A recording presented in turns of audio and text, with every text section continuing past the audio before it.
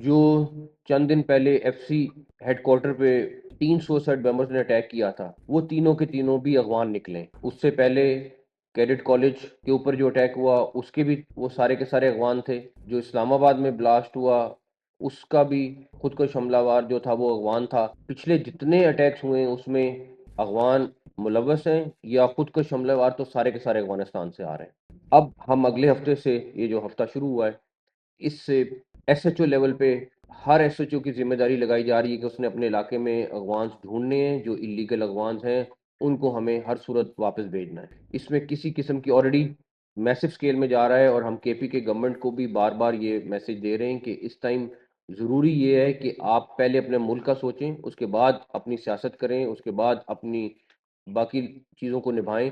सबसे ज़रूरी है कि आपका मुल्क कहाँ पे है, आपका मुल्क किस चीज़ से सफ़र कर रहा है, सबसे पहले आप उस चीज़ को एड्रेस करें।